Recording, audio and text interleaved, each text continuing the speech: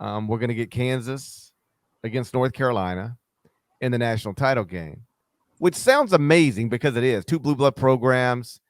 Um, it's the man who replaced Roy Williams against Roy Williams' old school. Um, it's Bill Self trying to get a second national title. But, me and John Rothstein were talking about this, um, offset tonight. Like, it's awesome that we're getting Kansas, North Carolina, but given that the alternative was Kansas, Duke, Coach K going for a walk-off title. Like, no offense to anybody, but like that was clearly the bigger story. So if that was clearly the bigger story and we didn't get it, a little bit of a letdown. But I think by the time we get to Monday night, we'll be over that. Yep. Yep. What's your guess on the line, by the way? Early I've line. seen it. It's either 4 or 4.5. Yep. Kansas by 4 or 4.5. Yep. And I think what I will do is I'll lay the points. Same. Yep. And the reason, there's a lot of reasons.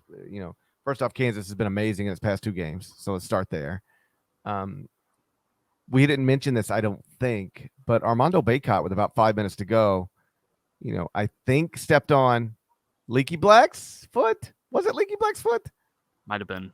It's somebody's foot. By the way, Leaky Black made 2 threes. I feel like we should note that. Leaky Black was fantastic in this game. Sometimes we talk about Leaky Black, and this seems like a proper time to do it. He was fantastic against Duke, knocked down 2 threes. So Bacot had to leave the game, came back in, but anybody will tell you with ankles, like you can sort of play off adrenaline through it. Sometimes you can't. Sometimes you leave the arena on crutches, but sometimes you can play through it on adrenaline, and then you wake up the next day and it's like, all right, this is not going. This isn't great, and so we don't know what Armando Bacot's ankle's going to look like.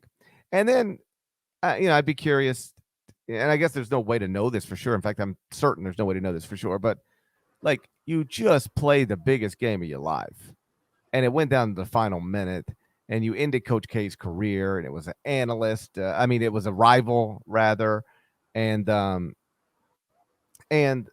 like that's an emotional high. And then you got to get up and play Kansas 2 nights later. Like, Kansas did not experience some emotional high against Villanova. They just went out and whipped them from start to finish. But North Carolina, like, that's an all-time, like, it's almost like whatever happens, North Carolina still walks away from the season feeling incredible. We ended Coach K's career. We went to the title game in year 1 under Hubert Davis as an 8 seed. No matter what happens Monday night, North Carolina fans, I think, feel amazing. And not in the immediate aftermath of a loss, but, take a break, look back on it. Oh, wow, what a season. That was amazing. If you're Kansas and you don't get this done now, you're going to feel sick because you're in a title game and you're favored to win it, and you've got what looks like the best team in the country. Yep. So I think for all of those reasons, and perhaps I can think of some more by tomorrow afternoon, or later this afternoon. I think Kansas wins the game, but at this point, nothing with North Carolina would surprise me. Let me ask you this, because I believe you said you would lay the points with Kansas as well. So we're on the same page, and then we'll wrap with this, because I know you're tired and it sounds like they're getting ready to lock the doors at the Superdome. This stadium's getting wild out here. I think they're about to turn the lights off on me. Yeah, no, I've heard the background. It's been entertaining. So let's fast forward to Monday night. And let's just, for the sake of the conversation, the game goes as it's supposed to go. Kansas wins, North Carolina loses. How much of a story is it that Kansas, facing 5 level 1 violations, Kansas, who, if we ever get to a point where this bipartisan bill is passed that says you got to have these things wrapped up way more quickly than this Kansas thing has lasted, that Kansas wouldn't even be eligible for this NCAA tournament. There's a scenario one day where Kansas would not even be eligible for the NCAA tournament. They might be about to win. How big of a story is that going to be? What I just said, plus the, not fact, but possibility. I'll just use that word. That's a good one. The possibility that Kansas is going to win the 2022 NCAA tournament, and then find out later this year they're banned from the 2023 NCAA tournament. How much of a story does that become? Is it the dominant story? Yes, it's undeniably the dominant story.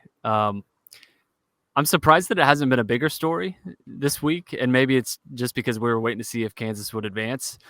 I think this is probably going to end up being the biggest story because there's a very real possibility Kansas wins on Monday and then is not able to defend its championship a year from now, which would just be wild. I can't remember anything like that. I'm sure it's possibly happened before, but I believe Kansas, and don't quote me on this because it's late and I'm tired, but I want to say that Kansas won the 88 title and then wasn't able to go back in 89, but I could have just made that up.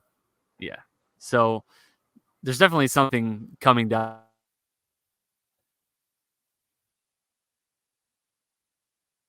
for haven't been punished yet.